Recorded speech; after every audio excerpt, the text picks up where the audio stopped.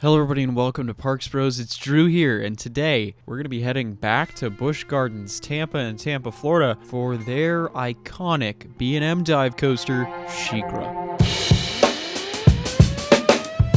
SheiKra is a B&M Dive coaster at Busch Gardens Tampa in Tampa, Florida, and opened on May 21st, 2005. The height of this ride is 200 feet tall, with the drop being the same, getting you to an immense top speed of 70 miles per hour. The ride also features one inversion, being an Immelman. This ride is not very long at the same time, however, as it boasts a length of 3,188 feet, and it traverses that amount of track in 2 minutes and 20 seconds, but from drop to brake run, it's only 45 seconds. Now that we know all the stats, let's figure out how to get there.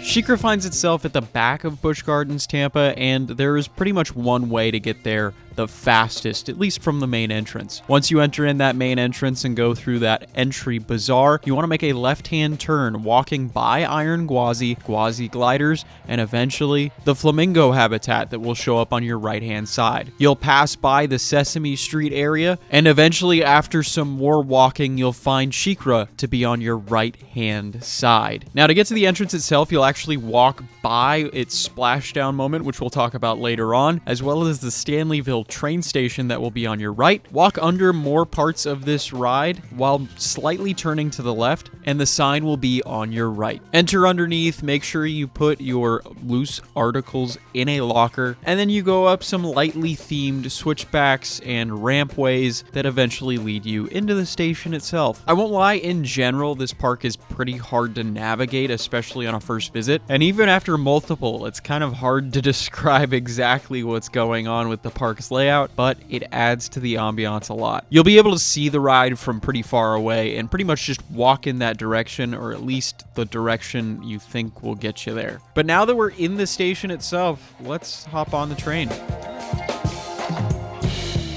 So these trains are only 3 rows long, being a B&M Dive coaster and a more traditional one at that, but they do have 8 seats across, meaning there are 24 riders per train, as well as a lot of real estate from side to side to choose from. Something you'll notice about these seats is that they are floorless, or at least you'll find out as soon as the ride gets going. So where you sit down is actually quite deep and actually angles your legs upward just a bit. And if you've been on other B&M coasters of the time, you would know exactly what I'm talking about. This seat in general is really forgiving overall, to be honest, as there is full back support and it's fairly ergonomic. The biggest complaint I always hear with these rides, however, is the over-the-shoulder restraint, which is pretty bulky as you pull it down, as it forms this U shape from your ears all the way down to your waist, and I'm pretty sure there is also a seat belt that will come up from in between your legs and attach to that as well. Do know if you're not the tallest person in the world, there is the chance that your ears or your head may be in between this over-the-shoulder restraint, and during some of the sideways motions, you may end up hitting it just a bit. However, thankfully on this ride, it's not too much of an issue as there's not too many quick turns, and we'll talk about that in just a second as we get going on SheiKra.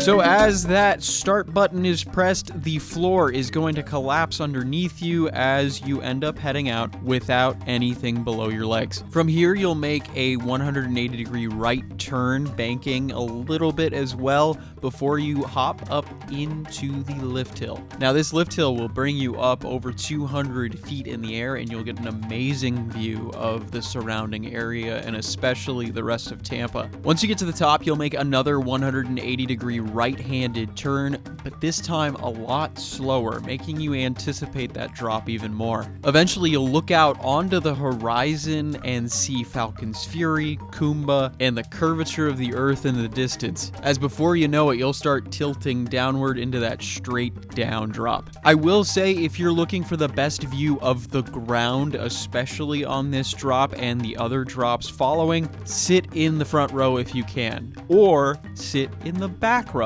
The second row, however, because of its height, seems to have most of its view blocked, whereas the third row at least has some extra stadium seating elements to it, which push it up just a little bit more in height. But as you tilt downward, you're going to stop halfway into said tilt and hang there for 3, 4, maybe even 5 full seconds, getting to really take the situation in. This is before you eventually dive straight down towards the ground, 90 degrees straight down at that, and truly feel like you're skydiving. I will say, this drop, while visually impressive in the front row, might not be the most impressive in terms of forces. The same kind of goes with the second row. However, in the very back row, you will get absolutely flung. The ejector airtime in that back row is incredible and honestly is one of the best parts of the ride already. The view is also absolutely beautiful, as when you start to dive downward, you go underneath other parts of the track, as well as in this really jungle themed area with tons of plant life, as well as even ancient ruins that surround parts of this ride in a really beautiful way. Once you're at the very bottom of this drop, you want to make sure to look to the right, because that's where the camera is going to be, before you immediately get pushed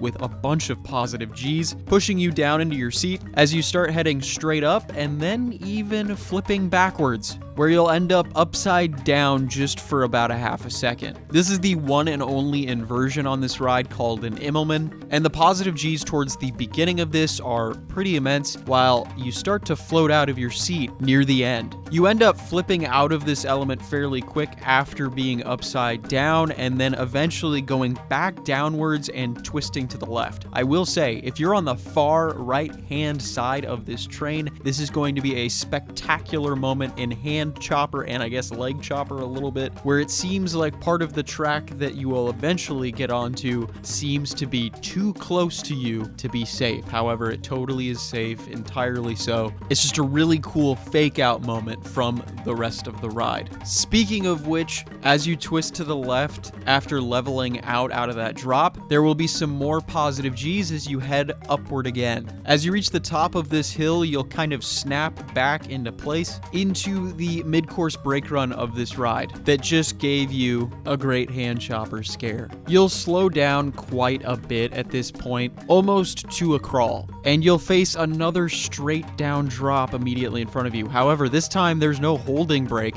so you don't really get time to think about it as you get vaulted out of your seat in every row, and especially towards the back as you dive into this tower, which gives you an amazing hand and head chopper while you get some pretty intense ejector airtime. This tunnel portion is really intense overall, as the noise just crescendos all around you while the light disappears, all while feeling some positive G's push you back down into your seat. From here, you emerge out of that tunnel, twisting towards the right in this weird, nearly 270-degree turn. As about halfway into it, you start diving down towards the ground again. As you head directly towards this pool of water, which looks really beautiful from all angles, and get close enough where it feels like your feet could be dragging in the water. Now, from off-ride, this moment is spectacular, as there are some scoops on the back car of the train that actually push the water up into the air and create this amazing splashdown effect, which, yes, if you're standing in the right spot, can get you drenched. However, if you're on ride, you don't need to worry about getting wet at all. After this moment, you'll end up heading up again before twisting to the right very slightly as the turn starts to get a little bit more tight and a tiny bit more intense before you snap to the left again and into that final brake run. Once you get back into the station, you'll head to the left-hand side and head down a spiral staircase looking like the tower you just dropped through. And then you'll have to grab your loose articles out of the locker, unless you want to ride again, which then I recommend just hopping right back in line. Speaking of which, are you going to?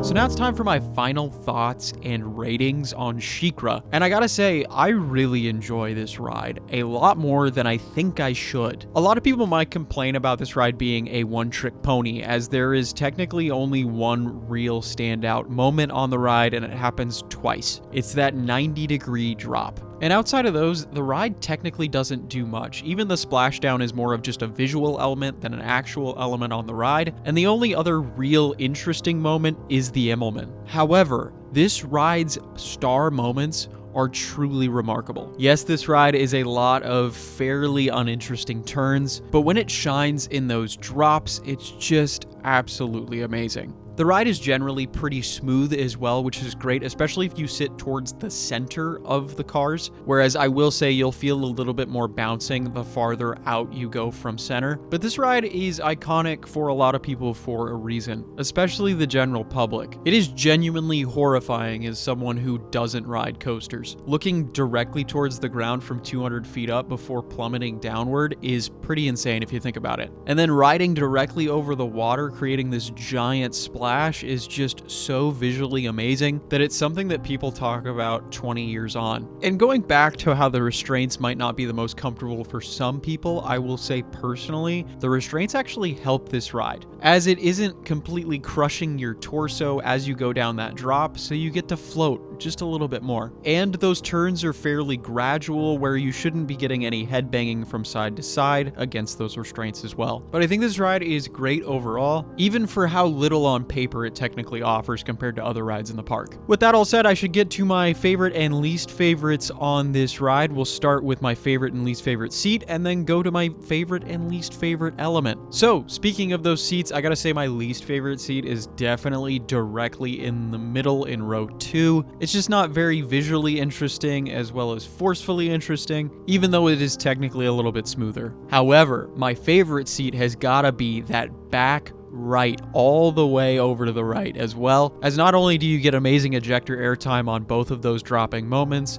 but you also get some amazing head and hand choppers. And technically, when twisting out of that Immelman, you get the most movement as well, which gives you some amazing hang time. Now, for moments, I gotta say my least favorite moment on the ride is probably between the two turns after the tunnel as well as after the splashdown, as both of them feel relatively the same and kind of uninteresting.